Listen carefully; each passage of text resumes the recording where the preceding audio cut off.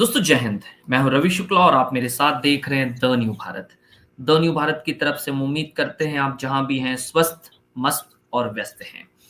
The new Bharat और कौशलम trust के संयुक्त तत्वाधान में हम रविवार, बुधवार और शुक्रवार को लेकर के आ रहे हैं टीएनबी महाभारत कथा और आज उसके छठवें भाग में प्रवेश कर रहे हैं। भारतीय पुराणों और महाकाव्यों के जो पात्र हैं, उन पात्रों के साथ में जो तत्व हैं, उन तत्वों के साथ में हम क्या अपने जीवन में उतार सकते हैं, उस पर आधारित यह कार्यक्रम, जहां पर धर्म, न्याय, सत्य आदि वो तमाम तत्वों के साथ में सिर्फ कहानियां, कथाएं, पात्र नहीं है, बल्कि उनके स्मरण से हम समाज को और बेहतर बनाने, उसे संरक्षित करने, उसे सुरक्षित करने का जिम्मा लेकर के भी आगे बढ़ रहे हैं। और हमारे साथ इस कार्यक्रम में विशेष रूप से जुड़ती हैं श्रीमती लीना मेहंदले जी। मैम, स्वागत है आपका। नमस्ते। नमस्ते। हमारे साथ में कैसे है हैं? श्री मधुकर सिधे जी। मधुकर जी, आपका भी स्वागत है। नमस्ते। लीना जी, नमस्ते सर। हमारे साथ लीना जी, जो कि प्रख्यात लेखिका हैं, समाज चिंतक हैं और पूर्व में आईएएस रही हैं। प्रख्यात प्रशासक के रूप में, कुशल प्रशासक के रूप में आपने अपना जीवन दिया हुआ है। तो अपने व्यापक अनुभव और गहन अध्ययन से निकाल करके कथाओं को आध्यात्मिक, ऐतिहासिक और सामाजिक महत्व के साथ जोड़ करके जब महाभारत, उसके पात्र को द न्यू भारत के इस पटल पर आप प्रस्तुत करती हैं, तो यकीनन वह हर किसी के लिए लाभकारी होता है। मैं हमारे दर्शकों का स्वागत करना चाहूंगा जो अभी जुड़े हैं, जो बाद में इस कार्यक्रम को देखेंगे, और मेरा अनुरोध हर बार की तरह कि जो भी इन पात्रों में, इस प्रकार के विषयों में रुचि लेता है, इष्ट मित्र हो, परिवार के सदस्य हो, या जिन्हें आप इसकी जानकारी देना चाहते हैं, उनके साथ आप इस वीडियो को साझा कर सकते हैं। शंखनाद के साथ कार्यक्रम का शुभारंभ करेंगे। मैं आदरणीय मधुकर जी से निवेदन करता हूं कि कृपया वे आज के इस कार्यक्रम का शंखनाद करते हुए हमें कार्यक्रम आगे बढ़ाने की इजाजत प्रदान करें। नमस्ते।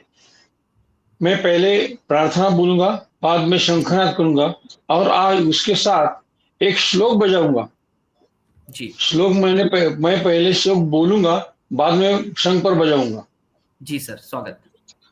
शंखादौ चंद्रदैवत्यम कुक्षो वरुणो देवता पृष्ठे प्रजापतिश्चैव अग्रे गंगा सरस्वती त्रैलोक्ये यानि तीर्थानि वासुदेवस्य चाज्ञया शंखे तिष्ठन्ति विप्रेन्द्र तस्मात् शंख प्रपूजयेत् त्वं पुरा सागरोत्पन्नो विष्णुनां विधृतकरे नमितस्रवदेवेश्च पांचजन्य नमोस्तुते।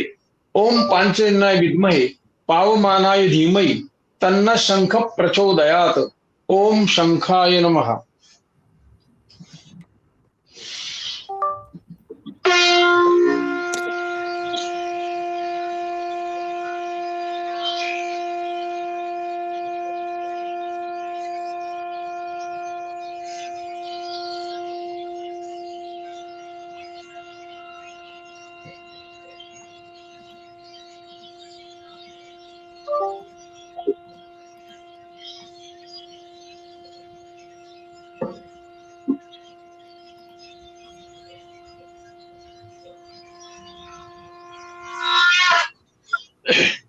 अभी श्लोक बोलता हूँ। सरस्वती वंदना। जी। या कुंदेन्दु तुषार हार धवला या शुभ्र वस्त्रावृता या वीणा वरदंड मंडित करा या श्वेत पद्मासना या ब्रह्माच्युत शंकर प्रभृतिभिर देवैः सदा वंदिता सा मां पातु सरस्वती भगवती निःशेष जाड्यापहा। अभी शंख पर बजाता हूँ।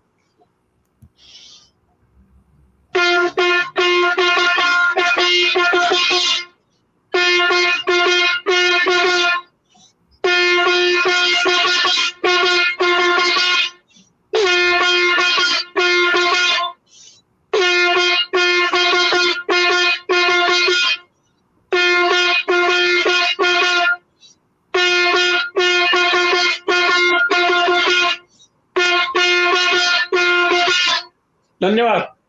बहुत बहुत धन्यवाद सर इस शंखनाद के लिए और जो सरस्वती वंदना आपने प्रस्तुत की उसके लिए। मैं बिना किसी अन्य भूमिका के आज का शीर्षक नरसिंह अवतार और नरसिंह अवतार के लिए सादर आमंत्रित करता हूँ हमारी मुख्य वक्ता श्रीमती लीना मेहंदले जी को। मैम, स्वागत है आपका। नमस्कार सबके, आपके सभी दर्शकों को मेरी तरफ से राम राम और वंदे मातरम। आज आरंभ करते हैं और पहले तो सभी अपने दर्शकों से थोड़ा सा क्षमा मांग लेते हैं रवि कि बीच में हम 3 कार्यक्रम नहीं कर पाए थे। कुछ आपकी व्यस्तता रही, कुछ मेरी रही, तो अगली बार से प्रयास करेंगे कि इस तरह से बीच में वो हमारी कंटिन्यूटी ब्रेक ना हो, हम निरंतरता से ये कार्यक्रम करते रहें। तो सदा की तरह सबसे पहले गणेश जी का और श्री कृष्ण का वंदन करेंगे। वक्रतुंड महाकाय सूर्यकोटि समप्रभ निर्विघ्नं कुरु मे देव सर्वकार्येषु सर्वदा। कृष्णाय वासुदेवाय हरये परमात्मने प्रणतः क्लेशनाशाय गोविंदाय नमो नमः। तो आज हमारा विषय नरसिंह अवतार है। नरसिंह अवतार एक बहुत ही अद्भुत कथा है, इसलिए कि ये असल में वास्तव में और पृथ्वी पर मेरे विचार से बहुत पहले एक ऐसी लड़ाई लड़ी गई, ऐसा युद्ध लड़ा गया जिसमें विचारों का युद्ध है। ये शक्ति बल का युद्ध नहीं है, यानी केवल शक्ति बल का युद्ध नहीं है, इसके साथ साथ विचारों का एक बहुत बड़ा इस पूरे युद्ध के प्रसंग में हमें विचार करना पड़ेगा। तो पहले अगर हम छोटी सी कहानी के रूप में देखें तो वराह अवतार में हमने देखा कि कैसे अदिति जो कश्यप की दूसरी पत्नी थी, यानी दक्ष की दूसरी बेटी, उसने कश्यप ऋषि से वरदान प्राप्त किया कि मुझे आपसे 2 बेटे प्राप्त हों जो बहुत ही अधिक सामर्थ्यवान हो, बलवान हो। और उसमें जो बड़ा बेटा था हिरण्याक्ष, उसने काफी जैसे यज्ञों को भंग करना आरंभ किया और एक ऐसी स्थिति आई जब उसने पूरी पृथ्वी को ही समुद्र के अंदर डुबो दिया।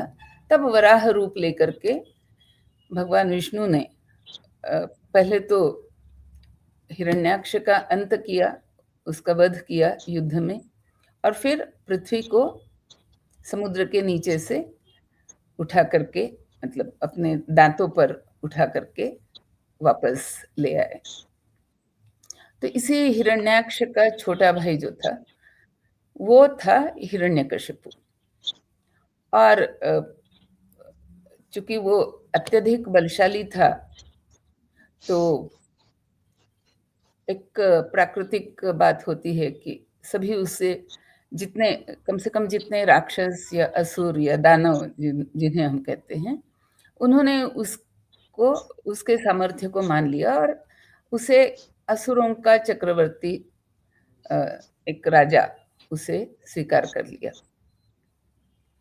अब इसी हिरण्यकशिपु, इसकी पत्नी का नाम था कयाधु, और कयाधु थोड़ी सी, उसका जो हिरण्याक्ष और हिरण्यकशिपु दोनों का जो एक दुष्टता का व्यवहार होता है, उससे वो बड़ी दुखी हुआ करती थी, विचलित हुआ करती थी और सोचती थी कि कैसे इस दुष्टता के व्यवहार को समाप्त किया जाए।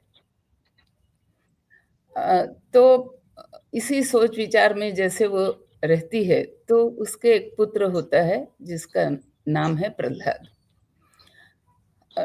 तो अब ये अक्सर हम कहते हैं कि जब बच्चा माँ के पेट में होता है, उस समय माँ जिस प्रकार के विचार रखती है, उन विचारों का बच्चे पर बहुत अधिक गहरा असर पड़ता है।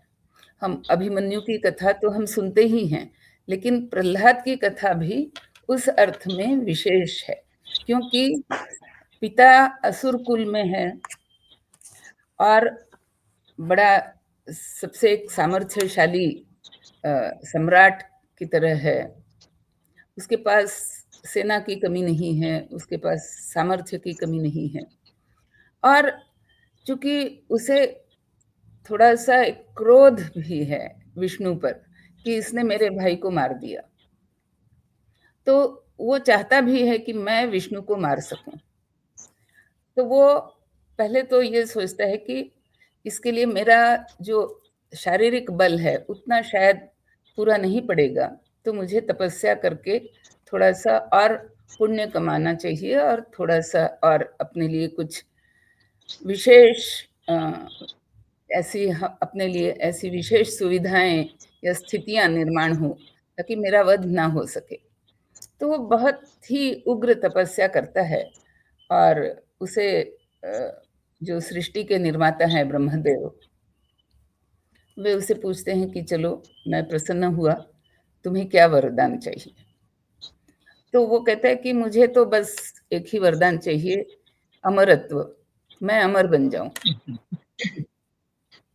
तो ब्रह्मा जी कहते हैं कि देखो, जो इस पृथ्वी पर जन्म जिसने लिया है उसका मरना मतलब अवश्यंभावी है, तो मैं तुम्हें ये वरदान नहीं दे सकता कि तुम्हारी मृत्यु ही ना हो, कोई और वरदान मांग लो। तो हिरण्यकशिपु कहता है कि ठीक है, मेरी मृत्यु होगी, इस बात को मैं स्वीकार करता हूँ, लेकिन फिर मेरी कुछ शर्तें हैं कि मेरी मृत्यु किन परिस्थितियों में नहीं होनी चाहिए। तो ब्रह्मा जी कहते हैं ठीक है, सुनाओ जो भी तुम्हारा है। तो वो कहता है कि ना मैं किसी मनुष्य से, दानव से, यक्ष रक्ष राक्षस किन्नर, कोई प्राणी, कोई पशु, किसी के हाथों मेरा वध ना हो, ना मेरा दिन में वध हो, ना मेरा रात में वध हो, ना मतलब ना तो मैं घर के अंदर मेरी मृत्यु हो, ना घर के बाहर मेरी मृत्यु हो। तो ये 3 महत्व की उसने शर्तें लगाई कि इन परिस्थितियों में मेरी मृत्यु हो सकती है। हाँ, जल के अंदर नहीं हो, जल के बाहर नहीं हो, तो उसने जल को भी जोड़ लिया। आग में मेरी मृत्यु ना हो, आग से मेरी मृत्यु मतलब आग से मेरी मृत्यु नहीं हो सकती है, वायु से नहीं हो सकती है। तो सब उसने एक तरह से अपने लिए बहुत अच्छा सुरक्षा कवच बना लिया। लेकिन हम ये भी मानते हैं कि इस संसार में आप चाहे कितने भी बुद्धिमान हों, है ना? लेकिन उस बुद्धिमानी में कहीं न कहीं चूक रह ही जाती है। तो के साथ भी वैसा ही हुआ। तो खैर वो वापस लौटा अपनी तपस्या से बड़ा प्रसन्न होकर के और अधिक शक्तिशाली होकर के। जितना वो पहले था उसके कई गुना अब उसकी शक्ति बढ़ गई। तो अब वो सारे राक्षस तो उसे स्वीकार कर ही चुके थे, लेकिन उसने कहा अब तो सारे देवताओं को भी मेरा राज्य या मतलब मेरा अधिकार स्वीकार करना पड़ेगा। और यही वो समय है जिस समय प्रहलाद का जन्म होता है। तो प्रहलाद के पास अपनी माँ का संस्कार है, और माँ चाहती है कि जो इस तरह की कुछ क्रूरता या अतिरेक जिसे हम कहते हैं, ये जो हिरण्यकशिपु भी कर रहा है और उसका भाई भी कर रहा था, तो वो उसे ठीक नहीं जच रहा है। तो वो संस्कार कहीं न कहीं प्रहलाद के मन के अंदर आ जाते हैं।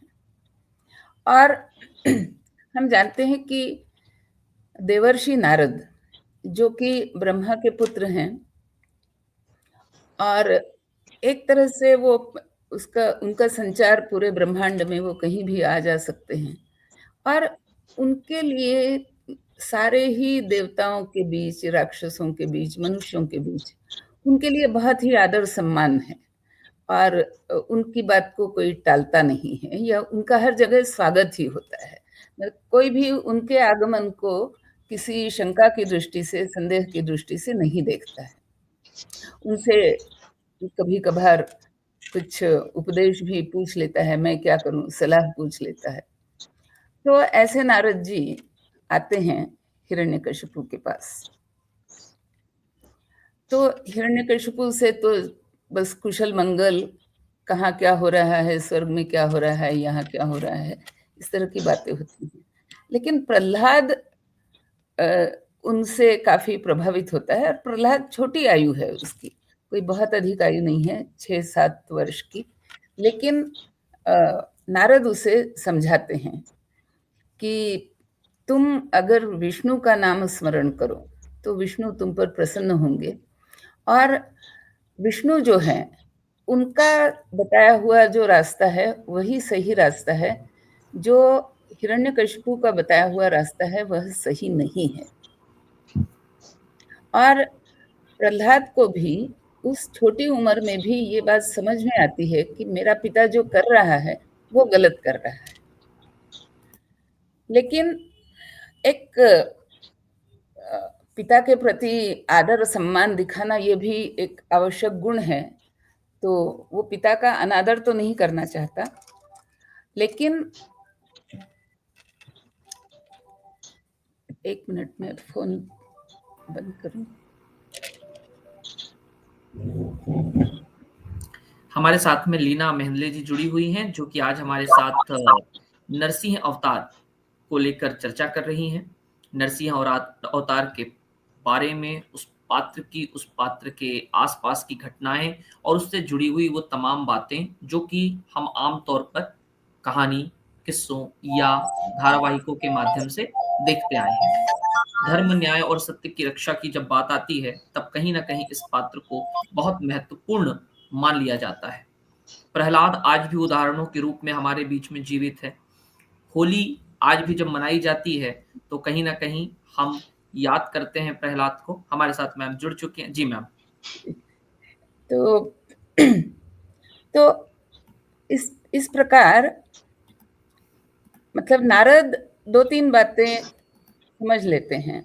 एक तो वो समझ लेते हैं कि हिरण्यकशिपु का रास्ता गलत जा रहा है।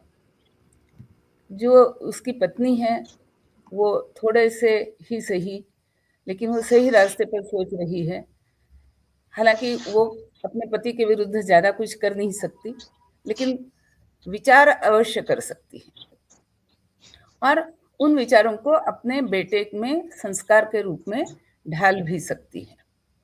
और ये बच्चा जो माँ के कारण इतना संस्कारी हो चुका है कि उसे ये समझ है, वो विवेक उसका जागृत हो चुका है कि मेरा पिता जो कर रहा है या मेरे चाचा ने जो किया था वो सही नहीं था। तो इसी सूत्र को पकड़ते हुए नारद उसे एक सलाह देते हैं कि तुम यदि विष्णु का नाम स्मरण करो, विष्णु के गुणों के विषय में जानो, उनके गुणों को तुम अपने में उतारने का प्रयास करो, तो ये जो तुम्हें अपने आसपास जो होता हुआ दिख रहा है और जो तुम्हें लगता है कि ये गलत हो रहा है, पिता तुम्हारे सही रास्ते पर नहीं जा रहे हैं, तो इससे बचने का या इसको, इस त्रासदी को समाप्त करने का तुम्हारे पास कोई ना कोई एक रास्ता तुम्हें मिलता रहेगा और विष्णु तुम्हें वो रास्ता दिखाएंगे। तो तुम विष्णु का नाम जप किया करो। तो उस छोटी उम्र में भी प्रहलाद जो है वो विष्णु का नाम जप, और केवल नाम जप नहीं, वो विष्णु के गुणों के बारे में चर्चा करता है, वो विष्णु के गुणों को समझने का प्रयास करता है। वो अपने मित्र जो उसके बाल सखा हैं उनके साथ वो चर्चा करके उन्हें समझाने का प्रयास करता है कि कैसे विष्णु की जो मान्यताएं हैं या उसकी जो नीतियां हैं वो सही हैं और जो राक्षसों की नीतियां जो चल रही हैं वो सही नहीं है। तो इसकी चर्चा वो अपने बाल सखाओं के साथ भी करता है। तो हिरण्यकशिपु के पास आ जाता है ये समाचार कि अरे आपका बेटा ही विद्रोही हो रहा है। तो हिरण्यकशिपु कहता है कि नहीं, इस विद्रोह को रोकना पड़ेगा। तो वो प्रहलाद को बुलाता है, उसे बताता है, उसे समझाने का प्रयास करता है पहले तो कि तुम ये विष्णु विष्णु नारायण नारायण ये छोड़ दो। तो प्रहलाद कहता है कि ये मैं नहीं छोड़ूंगा, क्योंकि मुझे लगता है कि नारायण का रास्ता सही है और मैं नारायण नारायण करने से थोड़ा सा उनके रास्ते को समझना चाहता हूँ। तो मुझे उनका नाम जप करने से मुझे उनकी नीतियों के बारे में, उनके रास्ते के बारे में, उनके आदर को मैं मतलब उनका जो एक आदर्श है मेरे सामने, उसको मैं स्वीकार करता हूँ। तो उसे मैं उस आदर्श पर मैं चलने की मेरी इच्छा है। तो हिरण्यकशिपु सोचता है कि लड़का तो बिल्कुल ही बिगड़ गया। अब इसे अगर इसे समझा करके ठीक नहीं किया जा सकता है तो फिर इसे दंडित करना पड़ेगा। तो फिर हिरण्यकशिपु अच्छा, हिरण्यकशिपु का एक विचार और भी है, क्योंकि प्रहलाद सबसे बड़ा बेटा है, लेकिन उसके साथ इस बीच हिरण्यकशिपु के 3 बेटे और हैं। तो हिरण्यकशिपु को कहीं न कहीं ये भी डर है कि ये बड़ा भाई ऐसा निकला, कहीं तीनों छोटे भाई भी ऐसे ही इसी रास्ते पर ना चलने लगे। तो इतनी बड़ी मैंने तपस्या की, इतना सब कुछ कमाया, है ना? मैंने अपने आप को निरंकुश कर लिया बाकी सब लोगों की तरफ से, लेकिन मेरे ही परिवार में, मेरे ही पुत्र के रूप में अगर मेरा विद्रोह हो रहा है, तो मैं क्या कर सकता हूँ? इसलिए हिरण्यकशिपु सोचता है कि अगर मेरा विनाश होने जा रहा है, तो बेटे को पहले कुछ न कुछ दंडित करना पड़ेगा, ताकि मेरा विनाश ना हो। तो फिर हम देखते हैं वर्णन, हमारे यहाँ देखते हैं कि उसे पहले तो उसने कहा कि इसे जंगल में फेंकवा दो, तो जंगली जानवर इसे खा जाएंगे। तो सैनिक ले गए, उसे जंगल में छोड़ आए। एक दिन के बाद देखा वो जंगल से धीरे धीरे चलता हुआ, लेकिन सही सलामत सकुशल अपने घर लौट आया। फिर हिरण्यकशिपु ने कहा अच्छा एक काम करो कि इसे पर्वत पर ले जाओ, ऊंचे शिखर पर, और वहां से इसे नीचे फेंक दो।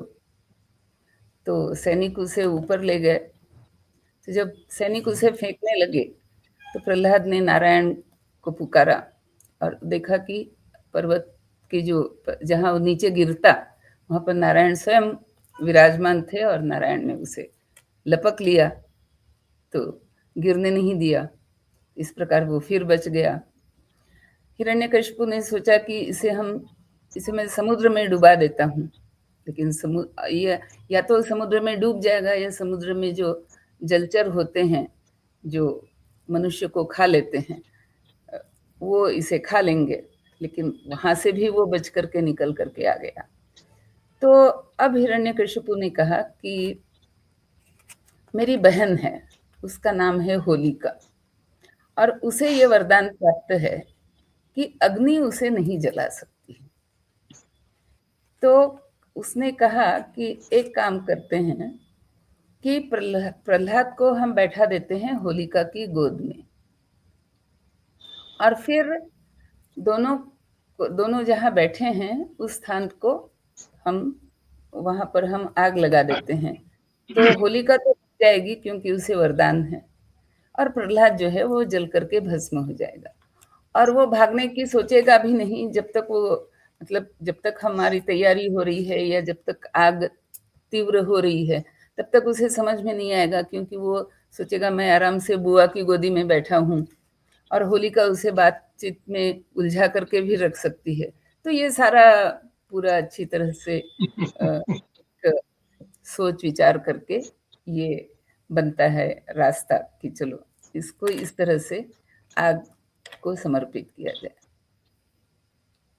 तो यहाँ हम देखते हैं कि जब हम बात करते हैं ना आसुरी प्रवृत्ति क्या होती है, तो आसुरी प्रवृत्ति ऐसी होती है कि अपने पुत्र तक को भी वो इस प्रकार से उसका उसका वध करने का या उसे जला देने का एक कृत्य, जिसको कि हम दुष्कृत्य कह सकते हैं। लेकिन हिरण्यकशिपु उस सीमा तक भी जा सकता है ताकि उसका स्वयं का साम्राज्य बना रहे और उसकी मृत्यु ना हो या उसका विरोध ना हो। तो ये हम एक लक्षण मानते हैं आसुरी प्रवृत्ति का। तो उसने जो सोच करके जो भी उसने बनाया हुआ है योजना, उस योजना के अनुरूप होलिका को बैठाया जाता है, गोदी में प्रहलाद को बैठाया जाता है और अगल बगल में कुछ इस तरह के सामान रखे जाते हैं जिन्हें फटक से जिसको आग लगाई जा सके और उसे आग लगाई जाती है। लेकिन यहाँ भी मतलब जब हम कहते हैं कि अगर भगवान किसी को बचाने पर उतर आए या जिसके पुण्य उसे बचाने पर उतर आए, ये हम कहेंगे, तो अग्नि भी अपना अपना स्वभाव पलट देती है। तो जिस अग्नि ने ये कभी होलिका से कहा था कि मैं तुम्हें कभी भी जलाऊंगा नहीं, मतलब तुम्हें मेरी तरफ से तुम्हें कभी भी जलने का भय नहीं रहेगा। और क्योंकि प्रहलाद के साथ ऐसा कोई चर्चा नहीं की है या उसके साथ ऐसी कोई वचन नहीं दिया है, तो प्रहलाद को बचाने का उसका कोई जिम्मा नहीं है। तो अग्नि के स्वभाव के अनुरूप प्रहलाद को जल जाना चाहिए, लेकिन होता है उसका उल्टा। तो जो वरदान होलिका को मिला हुआ है वो ट्रांसफर हो जाता है, हम कहेंगे कि वो वरदान अपने आप प्रहलाद के पास आ जाता है। और जो प्रहलाद को जो वरदान नहीं है, अर्थात अग्नि सामने आए तो वो जलेगा या भस्म हो जाएगा, वो जो उसके साथ जो एक सीमा है उसके देह की, वो आ जाती है होलिका के ऊपर। और इस तरह से होलिका का दहन हो जाता है और प्रहलाद उस अग्नि में बच जाता है।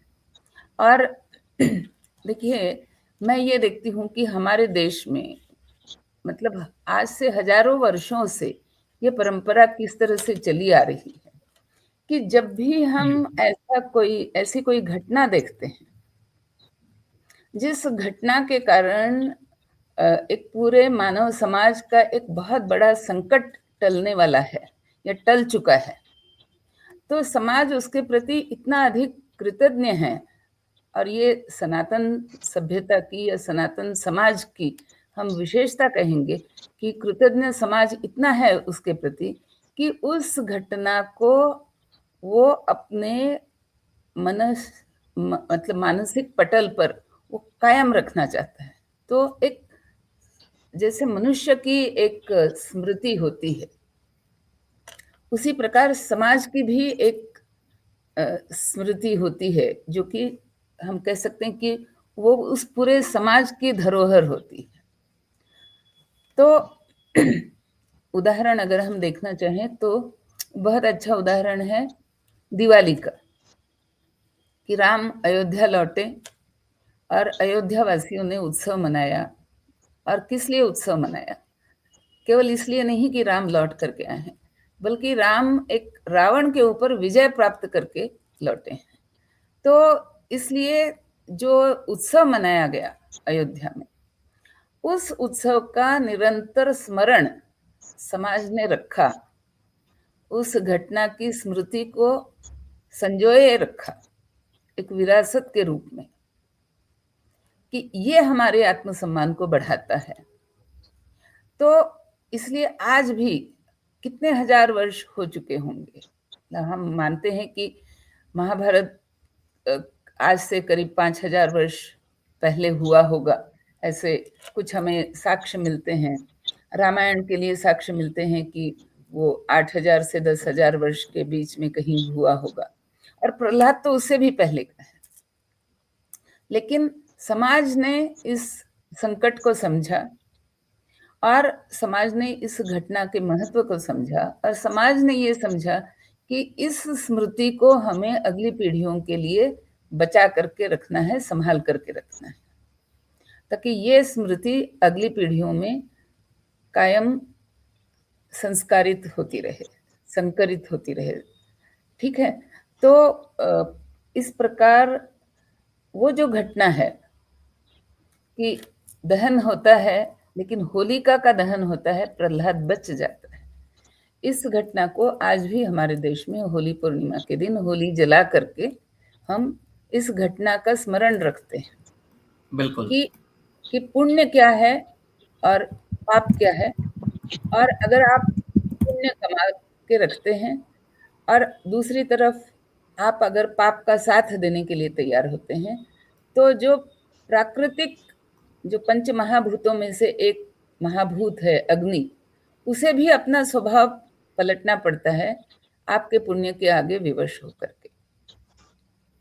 तो इस स्मृति को संभाल करके हमारे देश ने, हमारे समाज ने, ये मतलब आप सोचिए कि कब ये निर्णय लिया गया होगा कि हमें इस घटना का स्मरण रखना है, एक विरासत के रूप में इसको हमें सदा ही अपने याद में रखना है, जैसे दिवाली हुई। और रवि, मैं आपको बताऊं कि आज ही मैं एक दूसरे प्रसंग में एक लेक्चर दे रही थी, एक व्याख्यान दे रही थी, और उसका विषय था कांवड़ यात्रा। तो वहां भी मैंने इस बात को उठाया कि जो हम कांवड़ में गंगा का जल लेकर के भगवान शिव का अभिषेक करते हैं, वो एक तरह से मुझे लगता है कि जो गंगा अवतरण हुआ उस घटना की स्मृति को हम इस कांवड़ यात्रा के रूप में हमने अपनी स्मृति को संजो करके रखा हुआ है, क्योंकि गंगा अवतरण एक बहुत ही बड़ी घटना थी हमारे देश के लिए, कम से कम, क्योंकि ऐसी पतित पावनी गंगा, जो केवल पतित पावनी नहीं है, वो हमारी धरती को उर्वरा करने वाली वो नदी है ना, हमारे पूरे अन्न समस्या को सुलझाने वाली वो नदी है, हमारे देश में कृषि परंपरा लाने वाली ये नदियां हैं। तो ऐसी नदी जब ऊपर स्वर्ग से उतरती है और शिव जी उसे अपनी जटाओं में संभाल लेते हैं ताकि वो उसका जो आवेग है, उस आवेग से पृथ्वी पर कोई प्रलय या कोई भयंकर घटना ना हो, तो उसे संभालने का जिम्मा शिव जी उठाते हैं। और फिर शिव जी की जटाओं में से वो धीरे धीरे छोटी छोटी धाराओं के रूप में गंगा बाहर निकलती है और उससे पृथ्वी का कोई, धरती का कोई नुकसान नहीं होता है। तो ये एक इतनी बड़ी घटना है जिसको मुझे लगता है कि हमारे समाज ने ये कांवड़ परंपरा जो है, कांवड़ यात्रा की जो परंपरा है, उसके रूप में इस स्मृति को हमने बचा करके रखा हुआ है। तो जितनी भी सज्जनता की घटनाएं हैं, संकट के टलने की जितनी घटनाएं हैं, जो बुराई पर विजय पाने की घटनाएं हैं, उनका हम इस प्रकार से स्मरण रखते हैं और उसे हम एक परंपरा या उसे एक उत्सव बना करके हम उस याद को बुझने नहीं देते हैं या मिटने नहीं देते हैं। और जिस किसी ने इस प्रकार की समाज व्यवस्था को सोचा होगा और उसे आरंभ में लोगों के बीच जाकर के उस परंपरा को शुरू किया होगा, चलाया होगा, उस व्यक्ति का हमें बहुत बहुत ऋणी होना चाहिए, धन्यवाद करना चाहिए, क्योंकि उन्होंने कुछ मिल करके इस तरह की स्मृति को संभाल करके रखने का काम किया, विचार किया, काम किया, तो आज हमारे पास ये स्मृति हमारी विरासत के रूप में जीवित है। तो इस प्रकार हम देखते हैं कि प्रहलाद तो बच गया और होलिका जो थी उसी की मृत्यु हो गई और वो भी जल करके मृत्यु हो गई। तो अब हिरण्यकशिपु को सोचना चाहिए था कि अब संभल जाने का समय आ गया है, लेकिन होता क्या है कि ऐसे समय में मनुष्य की बुद्धि ही विपरीत हो जाती है। तो संभल जाने की अपेक्षा उसका क्रोध जो है वो और भी बढ़ता गया और उसने फिर ये सोचा कि अब मैं देख रहा हूँ, मैं जो भी तरीके अपना रहा हूँ, उन तरीकों से ये मर नहीं रहा है। तो अब इसे हम राज्यसभा में बुला करके या समाज के सामने इसे अपमानित कर और समाज के सामने एक जस्टिफिकेशन हम प्रस्तुत करें कि इसे मारना क्यों आवश्यक है। और फिर कुछ बड़ा कुछ उपाय करके इसको मारा जा सकता। इसलिए उसने राज्यसभा बुलवाई और राज्यसभा में प्रहलाद को भी बुलाया गया और हिरण्यकशिपु ने खुद अपने सभासदों से निवेदन किया कि ये हमारे कुल के लिए विद्रोह का काम कर रहा है और हमारे कुल पर इसके कारण संकट है। तो मुझे लगता है कि इसका जीवित रहना हमारे कुल के लिए घातक है। तो हम अब आप सबों की उपस्थिति में मैं इससे फिर पूछता हूँ कि क्या तुम नारायण नारायण या नारायण के गुणगान या नारायण के आदर्श इन सबको छोड़ने के लिए तुम सहमति दे रहे हो? तो प्रहलाद ने कहा नहीं, मैं नारायण को नहीं छोड़ सकता। तो हिरण्यकशिपु ने कहा लेकिन तुम्हारा नारायण क्या कर सकता है, कहाँ रहता है? तो प्रहलाद ने जो उसे जो भी समझ में आई थी बात, तो उसने गुणों का वर्णन करना शुरू किया और सबसे प्रमुख बात ये कही कि वो पूरे चराचर में व्याप्त है, हर जगह वो है, हर कण में वो है और उसका जो रास्ता है वो ही नीति का रास्ता है, इसलिए मैं उसे नहीं छोड़ सकता।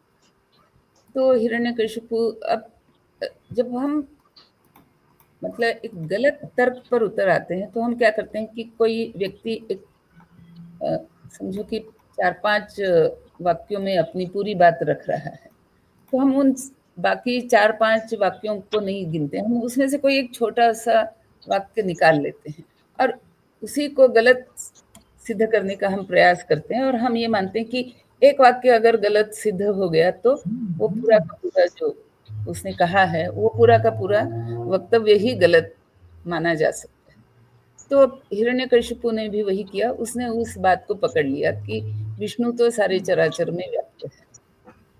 तो हिरण्यकशिपु ने कहा मैं नहीं मानता कि विष्णु सारे चराचर में व्याप्त है। तो तुम बताओ कि क्या वो है? तो प्रहलाद ने कहा है। क्या इन सब भी मेरे जो सभासद हैं इनमें भी है, उनमें भी है।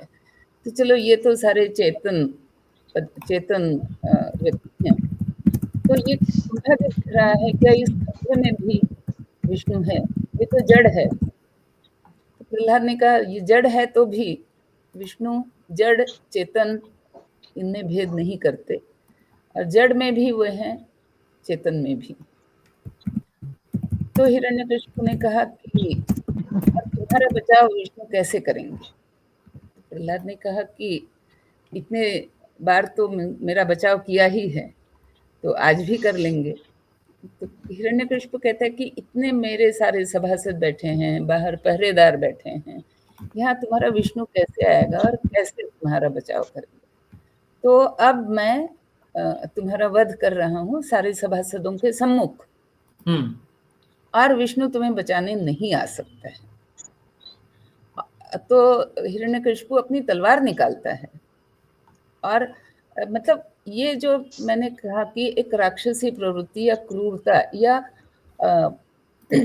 अपना जो उसका जो अधिकार है, अपनी जो सत्ता है, उस सत्ता का लोभ या उस सत्ता के कारण मदांध होना, ये इतना अधिक है कि वो ये भी नहीं सोच रहा है कि मैं खुद अपने पुत्र पर ही वार करने के लिए बात कर रहा हूँ।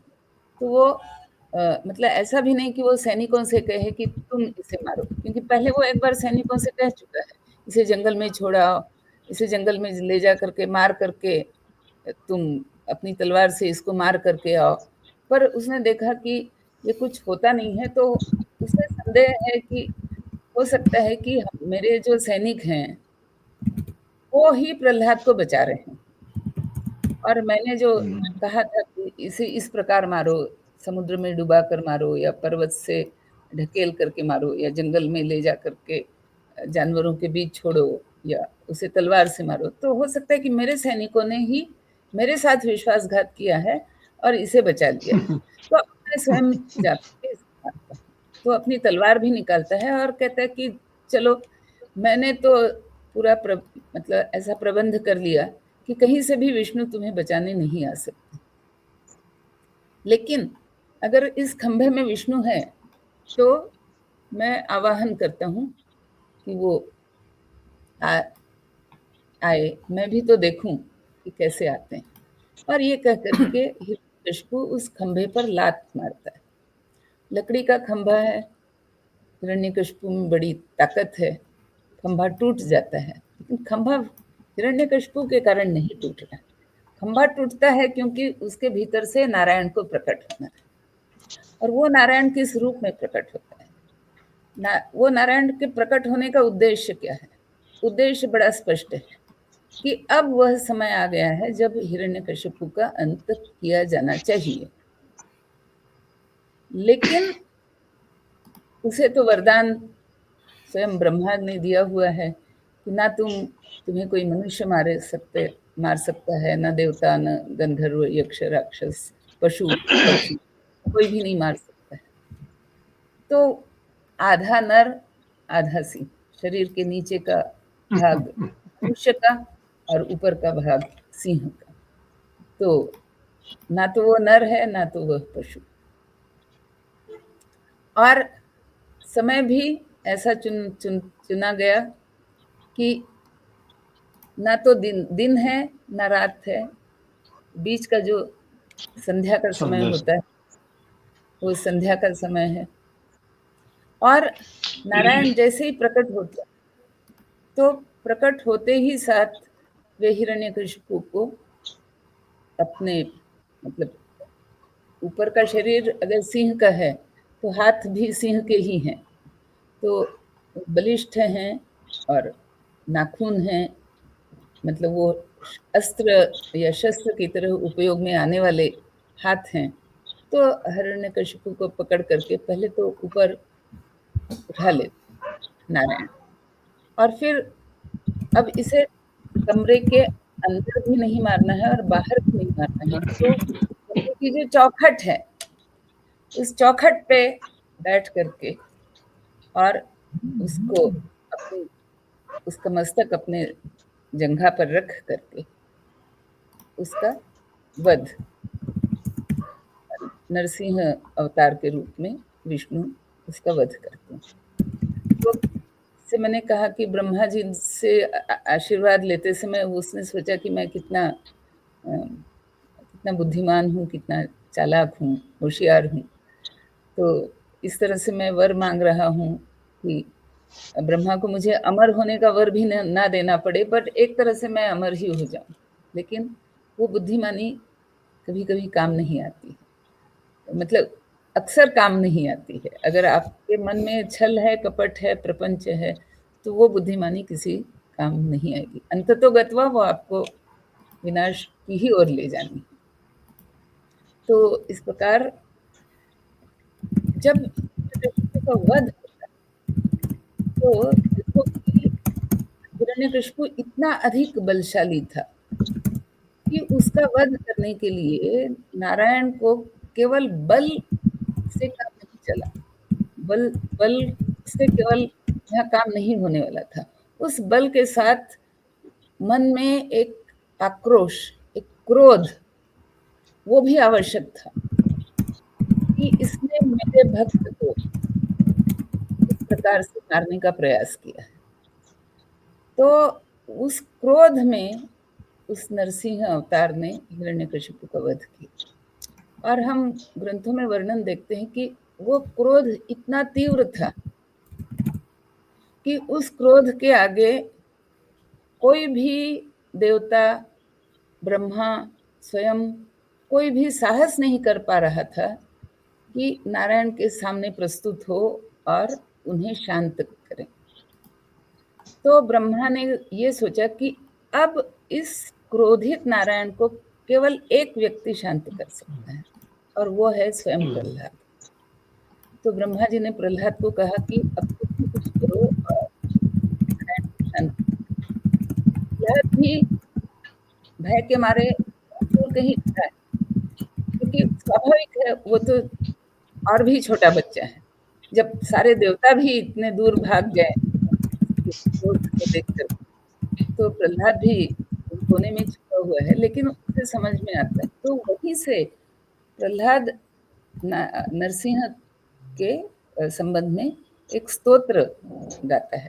वो प्रहलाद स्तोत्र अभी भी अपने मूल रूप में हमारे ग्रंथों में उपलब्ध है, और ये माना जाता है कि वो भी एक संकट मोचक स्तोत्र है। जैसे हम हमारी कई स्तोत्र के बारे में ही करेंगे, इनके पाठ से जो हमारे संकट है उनका निवारण हो जाता है। तो प्रहलाद विरचित नरसिंह अवतार की, नरसिंह की स्तुति है, नारायण की नहीं, नरसिंह की स्तुति। तो वो पूरा जो प्रहलाद उनसे जो निवेदन करता है एक प्रकार से, और उनसे जो शांत होने का आग्रह करता है, तो धीरे धीरे नरसिंह का क्रोध शांत हो जाता है, और नरसिंह प्रहलाद को उठा करके अपनी गोद में बैठाते हैं और उसे दुलराते हैं, उसे सहलाते हैं, है ना, उसे लाड जताते हैं, और उसके कारण भी उनका क्रोध जो है वो शांत होने की शुरुआत थी, लेकिन वो पूरी तरह से वो क्रोध उनका शांत होता है। और फिर वे सबको संबोधित करके बताते हैं कि आज से दैत्यों का जो तुम्हारा जो बड़ा बलवान राजा था, वो तो उसका तो विनाश हो चुका, लेकिन आगे से प्रहलाद आप सबों के लिए राजा रहेंगे। और प्रहलाद का पुत्र विरोचन, और विरोचन का पुत्र बलि। तो बलि तक हम देखते हैं कि असुरों ने ये परंपरा निभाई है कि उन्होंने जिस प्रकार के अत्याचार हिरण्याक्ष या हिरण्यकशिपु ने धरती पर आरंभ किए थे, उस हद तक वो अत्याचार नहीं हुए। लेकिन हमें ये भी देखना पड़ेगा कि क्या समाज की प्रवृत्ति कैसे होती है, या व्यक्तियों की प्रवृत्ति कैसे होती है, कि जब बलि राजा के रूप में आता है, और समुद्र मंथन में बलि का बड़ा योगदान है, क्योंकि समुद्र मंथन के समय असुरों का राजा बलि ही, और समुद्र मंथन के बाद जब असुरों को समझ में आता है कि अमृत तो देवताओं के पास चला गया, तो वो बड़े क्रोधित होते हैं और बहुत भारी देवासुर संग्राम छिड़ जाता है। तो उस संग्राम में प्रहलाद जो है वो असुरों की तरफ से लड़ रहा है। तो ये हम देखते हैं कि जिस हिरण्यकशिपु या हिरण्याक्ष के दुष्कृत्यों के कारण प्रहलाद उनसे विमुख हुआ था, और अपनी ओर से जब तक वो राजा रहा, उसने अपनी ओर से राक्षसों के अंदर कुछ नीति परिवर्तन करने का प्रयास किया, उनके स्वभाव में परिवर्तन करने का प्रयास किया। लेकिन जब उसका राज समाप्त हो गया और बलि का राज आया, तो हालांकि हम ये नहीं कह सकते कि बलि जो युद्ध कर रहा था वो नीति अनीति, मतलब उतना वो एक्सट्रीम पर नहीं था जिस तरह से हिरण्यकशिपु या हिरण्याक्ष थे। लेकिन युद्ध तो युद्ध होता है, और उस युद्ध में प्रहलाद, हम देखते हैं कि असुरों की तरफ से प्रहलाद ने लड़ाई की। हालांकि थोड़ी लड़ाई के बाद वो लड़ाई से वो निवृत्त हो जाता है, ये भी वर्णन। तो इस प्रकार नरसिंह अवतार के रूप में हिरण्यकशिपु था, उसका भी वध हुआ। और ये सारे जो हम कहते हैं कि ये सारे अवतार, ये मूलतः इसी बात के लिए होते हैं कि पृथ्वी पर अत्याचार, अनीति, अधर्म ना बढ़े, या अगर बढ़ रहा है तो उसको विध्वंस। तो और कई बार मैं ये भी मानती हूँ कि नरसिंह अवतार हो सका तो उसके लिए प्रहलाद का होना भी आवश्यक, या अगर कृष्ण का अवतार होता है, और कृष्ण का अवतार भी होता है, मतलब धर्म संस्थापनार्थाय यही कहा गया है, और अधर्म का नाश करने के लिए। तो जिस प्रकार कृष्ण ने कई अधर्मियों का नाश किया, उसी प्रकार उसके साथ जो खड़े थे पांडव, उन्होंने भी काफी संख्या में आकर के अधर्मियों का नाश किया। उसमें कई राक्षस थे, उसमें कुछ क्रूर राजा थे जैसे जरासंध था, और स्वयं दुर्योधन जैसे क्रूर शासक थे। तो हम ये देखते हैं कि जब भी इस तरह से अवतार होते हैं, या राम का अवतार जब होता है तो उनके साथ साथ हनुमान जी का भी अवतार होता है, उनके साथ सुग्रीव होते हैं, अंगद होते हैं।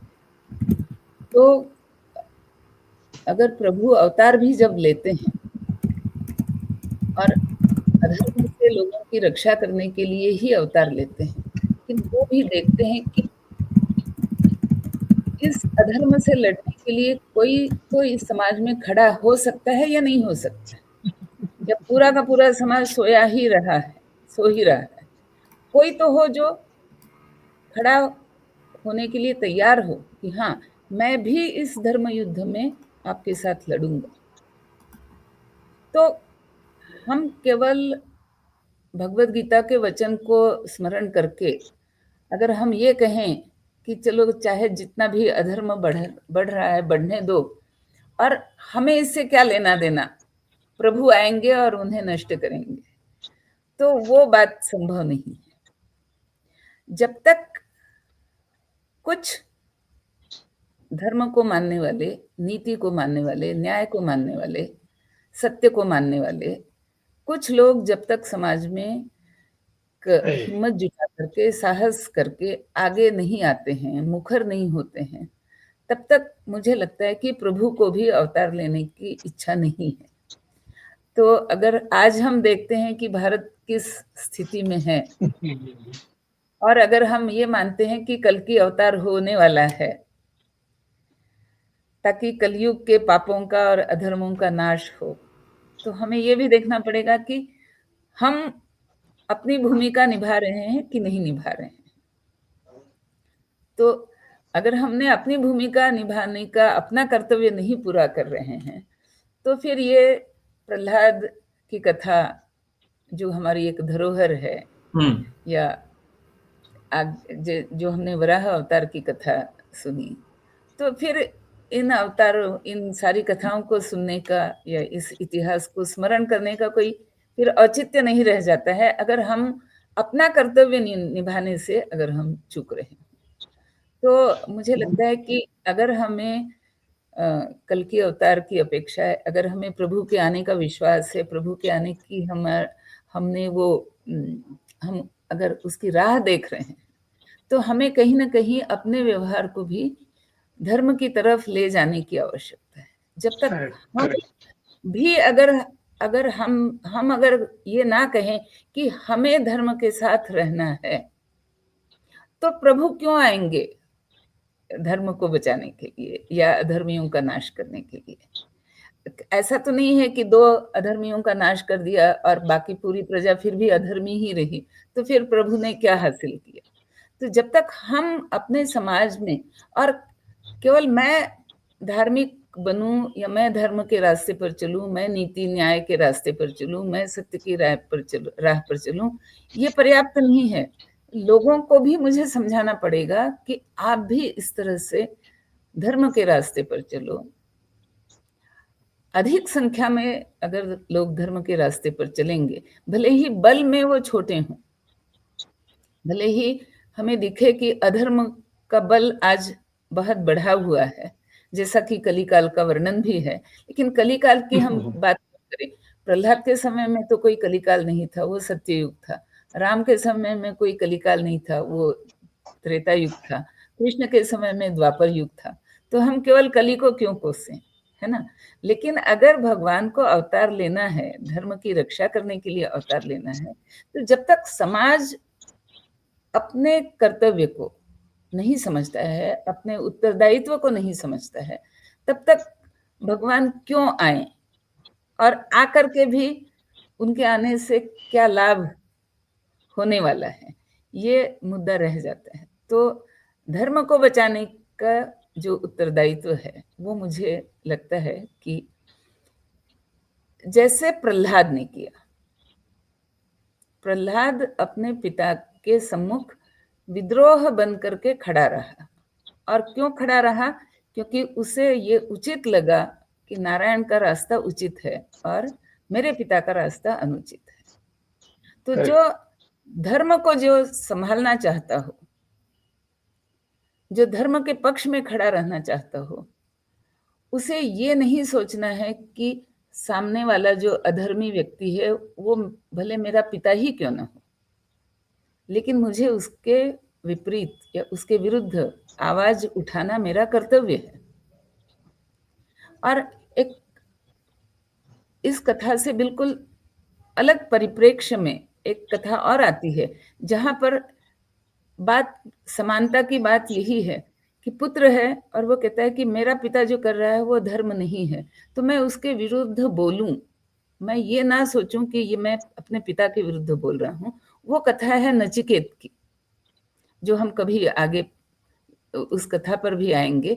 तो नचिकेत की कथा, और मुझे लगता है कि नचिकेत और सावित्री, ये पूरे दुनिया में, पूरे संसार के इतिहास में ये केवल ऐसे दो ही व्यक्ति हुए जो यमराज को सामने देख करके, उससे वार्तालाप करके, उससे चर्चा करके और चर्चा में, विचारों में उसे परास्त करने का सामर्थ्य रखते थे। तो क्या बात है। लेकिन वो सामर्थ्य कब आया है? पहले जब उसने अपने पिता के विरोध में बोलना आरंभ किया कि पिता आप जो कर रहे हैं, दान में आप उन गायों को दे रहे हैं जो अच्छी रोगी हैं, अच्छी नहीं हैं, जबकि आपके पास स्वस्थ, अच्छा दूध देने वाली गायें हैं। तो दान अगर देना है तो उचित वस्तु का दान देना आवश्यक है। आप अनुचित वस्तु का दान दे रहे हैं, ये आप गलत कर रहे हैं। ये कहने की हिम्मत एक बेटा जब रखता है अपने पिता के विरुद्ध, क्यों?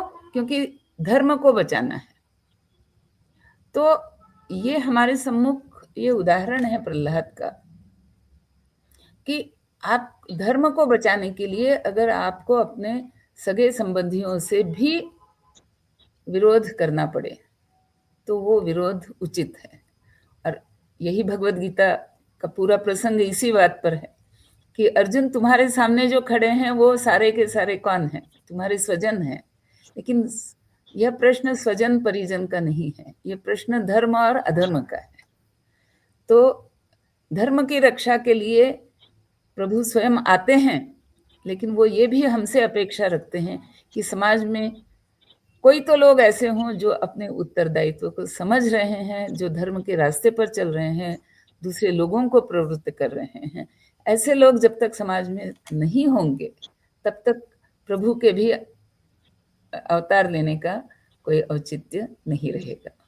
तो इसी बात से मैं अपना आज का वक्तव्य समाप्त करती हूँ। फिर हम, मुझे लगता है रविवार को हम फिर मिल रहे हैं रवि जी जी। तो चलिए, आपके सभी दर्शकों को बहुत बहुत धन्यवाद। जी, वंदे बहुत बहुत मातरम। धन्यवाद मैम, बहुत बहुत धन्यवाद। द न्यू भारत और कौशलम ट्रस्ट की तरफ से टीएनबी महाभारत कथा भाग 6 के भीतर नरसिंह अवतार से हम सभी को आपने अवगत करवाया। साथ ही मुझे लगता है यह प्रेरणा भी आपने दी कि चाहे आपका सगा क्यों ना हो, आपका अनन्य करीबी क्यों ना हो, कितना भी करीबी क्यों ना हो, यदि वह अत्याचार के रूप में गलत कर रहा है, यदि गलत रास्ते पर जा रहा है, तो विरोध करना धर्म को बचाने की तरह होता है। और अत्याचार का रूप जब कोई चीज ले लेती है, अन्याय जब बढ़ता है, तब धर्म स्वयं मार्ग बनकर प्रकट होता है और हम सभी को रास्ता दिखाता है। बहुत धन्यवाद आदरणीय लीना मेहंदले जी। हम आपके प्रति धन्यवाद ज्ञापित करते हैं कि जिस सरलता के साथ में, गहनता और सहजता के साथ में आपने इस कथा को हम सभी के बीच रखा। हमें जीवन मूल्य और व्यावहारिक शिक्षाओं से इससे क्या प्राप्त हो सकता है वह अवगत कराया। मैं द न्यू भारत और कौशलम ट्रस्ट दोनों की तरफ से आपका धन्यवाद ज्ञापित करता हूँ। मैं आदरणीय मधुकर जी का धन्यवाद ज्ञापित करता हूँ। दर्शकों के प्रति आभार जिन्होंने अभी देखा, जो बाद में देखेंगे, और एक बार पुनः आपसे अनुरोध कि आप इस प्रकार की कथाओं को, इस प्रकार के विषयों में रुचि लेने वाले अपने इष्ट मित्र प्रियजनों के साथ में इस कार्यक्रम को साझा करें, ताकि इस कार्यक्रम का औचित्य सफल हो सके। द न्यू भारत के और जी। मेरा जो चैनल है तेजो में राष्ट्र चेतना, उस पर भी मैं ये एपिसोड डाल रही हूँ, तो जी। उस पर भी ये कार्यक्रम देखे जा सकते हैं। बिल्कुल, धन्यवाद मैम। और जब तक सत्य, धर्म और जब तक सत्य है, धर्म है, हमें कर्तव्य पथ पर आगे बढ़ते रहना है। इसी उम्मीद के साथ में फिलहाल के लिए यहीं रुक रहे हैं, फिर मुलाकात करेंगे। तब तक के लिए आपसे धन्यवाद। जय हिंद। धन्यवाद।